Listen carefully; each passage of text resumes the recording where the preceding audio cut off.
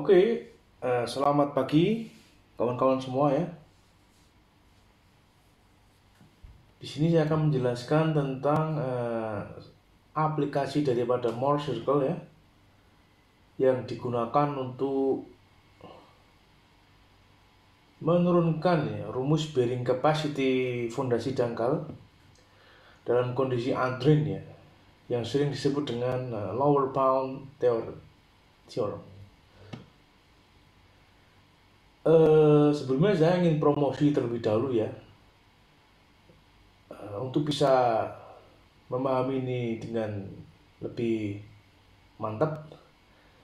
Saya sudah membuat teori tentang bagaimana kita menggunakan atau menerapkan Moore Circle dalam aplikasinya di geoteknik, khususnya untuk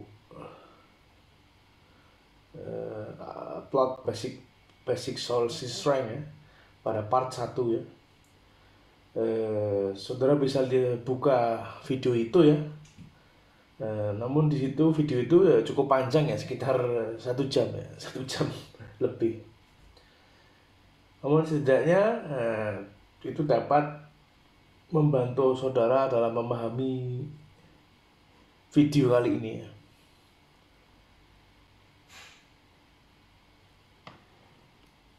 Oke ya, sekarang kita mulai aja presentasinya ya.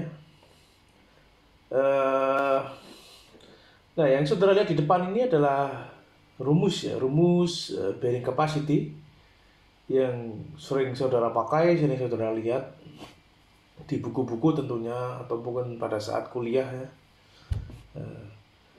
Bahwa rumus bearing capacity fondasi dangkal pada kondisi undrained ya, digambarkan dengan sigma ditambah dengan 2 plus B kali undrained shear strength-nya ya, CU atau SU sama aja. Nah, sering kali juga digambarkan bahwa nilai ini ya sudah dalam bentuk angka ya, dimana V itu kan 3,14 ya, berarti 3,14 ditambah 2 5,14 ya, CU ya. Biasanya nilai ini sudah dalam bentuk angka seperti ini, konstannya. Nah, rumus ini bisa juga digambarkan sebagai sigma tambah NC kali ZU nya. Jadi konstanta 2 plus P itu digambarkan sebagai sebuah konstanta dengan nama NC. Nah, rumus ini ya, rumus ini dan juga konstanta ini itu diturunkan daripada dua metode yang mengacu pada teori plastisitas ya. Yang sering dinamakan dengan upper bound dan lower bound bearing capacity determinations. Ini saya ambil dari sebuah buku ya, daripada Atkinson ya, dengan judul The Mechanics of Soil Foundations, buku yang sangat bagus, salah satu buku terbaik mekanika tanah ya, untuk undergraduate dan postgraduate tentunya. Di situ ditulis bahwa upper bound adalah if you take any compatible mechanism of slip surface and consider an increment of movement, and if you show that the work done by the stress in soil equals to the work done by the external loads, the structure must collapse. Nah, kuncinya ini. Nah, ini perkataan ini akan saya persingkat nanti pada slide selanjutnya. Maksudnya apa perkataan ini ya. Dan yang kedua adalah teori lower bound, di mana kita determine ya, atau menentukan a set of stresses in ground that are in equilibrium with the external loads and do not exceed the strength of soil. The structure cannot collapse. Jadi kuncinya apa ya? Jadi di sini ada kata-kata equilibrium ya, dan the structure cannot collapse ya. Rumus bearing capacity ya, yang diturunkan menggunakan metode lower bound, biasanya akan menggunakan Moore Circle ya, daripada aplikasinya ya. Kemudian karena Moore Circle itu akan menunjukkan bahwa fondasi dalam keadaan equilibrium ya. Nah, untuk upper bound biasanya ada rumus-rumus ya, persamaan energi ya. Oke ya, sekarang saya akan akan saya ulas ya sebentar mengenai teori upper bound secara singkat, padat, dan semoga jelas. Yang saudara depannya ada rumus-rumus ya, rumus-rumus energi, rumus-rumus yang digunakan untuk menurunkan rumus bearing capacity pada kondisi slip circle tertentu ya, atau slip plane, slip surface value tertentu. Ini kalau pada video ini, pada video ini rumus-rumus ini tidak saya jelaskan ya gimana caranya menurunkan rumus ini ya. Insya Allah kita akan bahas itu di video yang lain ya. Tapi setidaknya saya beri gambaran bahwa di sini ada 3 sistem fondasi dengan slip surface berbeda-beda. Jadi teori upper bound adalah persamaan energi ya, antara energi ya untuk memobilisasi slip surface ini dibandingkan dengan external work done ya, bisa gaya, bisa tekanan apapun ya, yang terjadi ya untuk membuat fondasi ini kolaps gitu ya, ibaratnya seperti itu. Nah, jika energi eksternal yang bekerja dari fondasi ini atau delta E sama dengan energi untuk memobilisasi slip surface ya, atau energi yang telah terjadi ya, work done pada slip surface, digambarkan dengan delta W, maka struktur akan kolaps ya. Oke. Nah, tiap increment energi ya, energi eksternal ya, eksternal jika dibandingkan dengan sama dengan delta W, jika itu sama, maka struktur akan kolaps. Bisa dilihat di sini ya, tiap-tiap fondasi ya, mempunyai delta I, delta E, dan delta W yang berbeda-beda.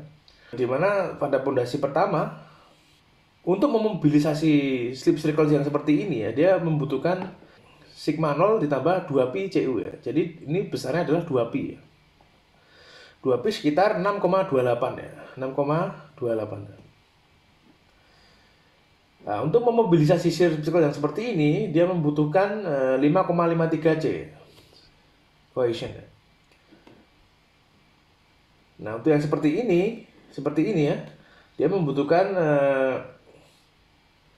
slip circle 5,14 ya, atau 2 tambah pi. Jadi apa yang bisa kita pelajari di sini, bahwasanya pada kondisi undrained ya, slip circle kritikal adalah 2 plus pi ya, dimana bentuk daripada slip surface-nya seperti ini ya. Nah, ini adalah sebuah kipas ya, disebut dengan stress fan ya. Nah, stress fan ini ya terdiri dari beberapa segitiga ya. Nah, bisa ditebak kenapa namanya stress fan ya, karena bentuknya kayak kipas ya. Jadi dinamakan stress fan. Oke ya, sorry video ini mungkin kurang jelas untuk menjelaskan ini karena saya memang nggak begitu ingin menjelaskan ini. Yang ingin saya jelaskan adalah bagaimana kita menurunkan bearing capacity ya, dengan metode lower bound ya. Dimana metode lower bound ini harus dalam keadaan equilibrium ya, dengan pengaplikasian Morse cycle ya untuk menurunkan rumus-rumusnya. Nah, rumus metode lower bound yang mengaplikasikan Morse cycle ya, kita diwajibkan untuk menentukan apa yang disebut dengan discontinuity ya, pada sistem fondasi ya, Nah, oke, jadi saya beri gambaran di sini ya. Misalnya kita punya sebuah fondasi, ada bebannya ya tentunya. Nah, jadi arsir yang lebih tinggi daripada yang ini, maksudnya dia ada beban di sini ya, dimana nanti otomatis ya akan terjadi slipping ya, baik ke kanan maupun ke kiri ya.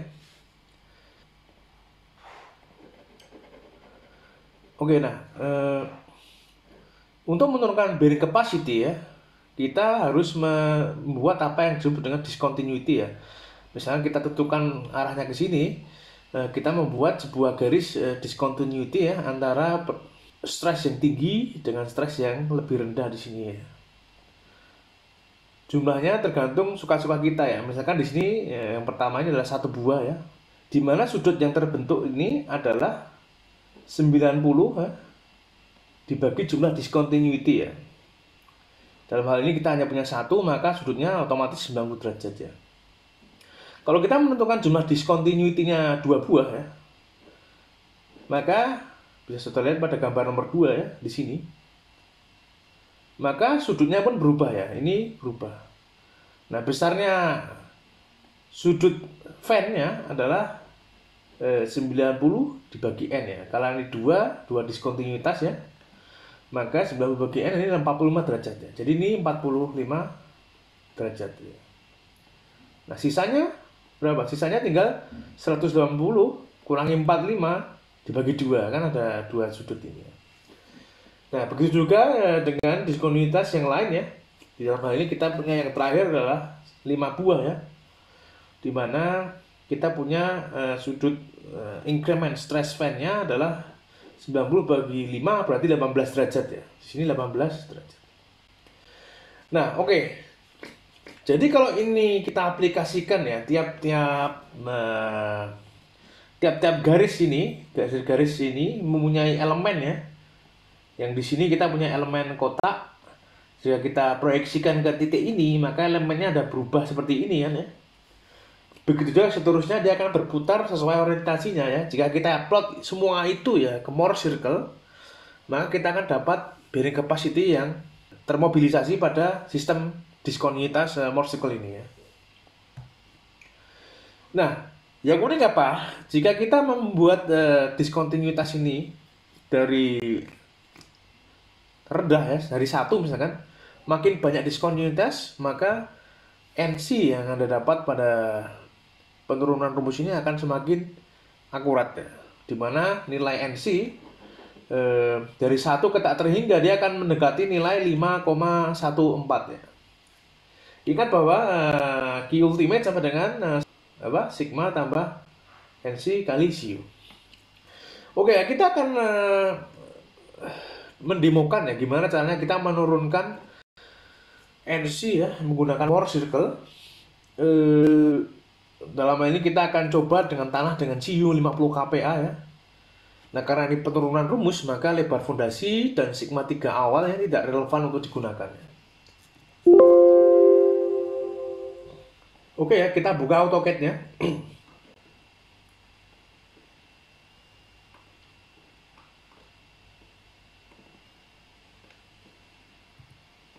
Oke, saya akan beri contoh penurunan rumus bearing capacity ya dengan discontinuity jumlahnya 3 ya, 1, 2, 3. Misalnya kita punya 3 buah discontinuity, maka apa? Maka sudut di dalam stress fan itu adalah 90 dibagi 3 ya. Ya, dimana tiap sudut increment stress fan adalah otomatis 30 derajat ya, gitu. Kemudian sisanya adalah 60 derajat ya, dimana 60 derajat ini didapat daripada 180 kurangi 60 ya, 120-an hasilnya, terus dibagi 2. Nah, oke ya. Jadi hasil dari plot Morse circle ya, tiap-tiap elemen di sini satu adalah yang ini ya. Hasilnya yang ini. Oke, sebelum saya coba untuk mendemokan ini ya, kita flashback terlebih dahulu ya, bahwasanya jari-jari lingkaran itu adalah Cu-nya ya, 50. Nah, dalam hal ini kita punya 50 kPa ya, maka lebarnya daripada jari-jari ya, adalah 50 ya. Dan juga awal titik lingkaran ini tidak terlalu relevan ya, Anda ngeplotnya. Yang jelas itu mendekati kedalaman fondasi ya, mendekati elevasi fondasi. Jadi karena ini undrained, jadi sigma 3 itu besarnya tidak terlalu relevan untuk diaplikasikan ya. Bisa 50, bisa 100, 75 setelah Anda. Yang penting dia mendekati atau masih dalam cakupan stretch fan dan relatif terhadap fondasinya lebih sangat dekat gitu ya. Oke ya, langkah pertama apa? Langkah pertama adalah membuat lingkaran pertama ya daripada fondasi ini ya. Dimana lingkaran pertama ini merepresentasikan ya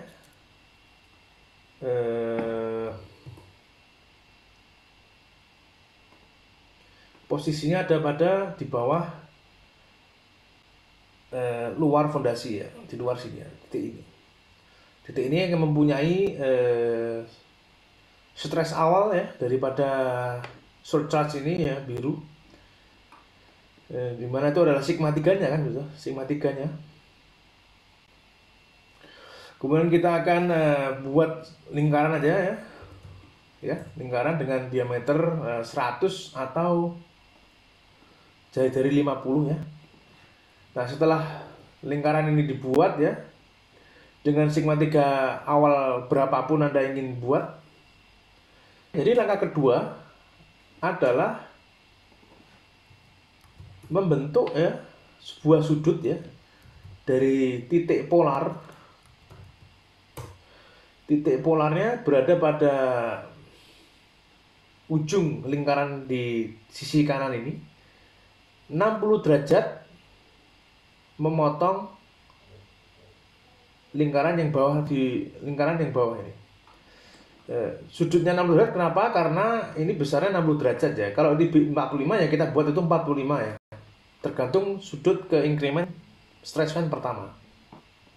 Setelah dia memotong seperti ini, lalu kita buat sebuah garis ya ke kiri sampai memotong lingkaran sisi yang lain dan ke kanan ya. Dalam hal ini saya sudah buat gambar garis itu ya, garis merah ini ya, seperti ini ya. Oke. Nah, setelah itu kita akan membuat lingkaran-lingkaran selanjutnya ya, yang merepresentasikan stretch fan sampai ke ujung sini. Caranya kita akan persingkat itu ya, sangat mudah ya, karena kita di sini punya tiga diskontinuitas ya. Maka lingkaran selanjutnya ya jumlahnya 3 buah ya. Gampangnya seperti itu ya.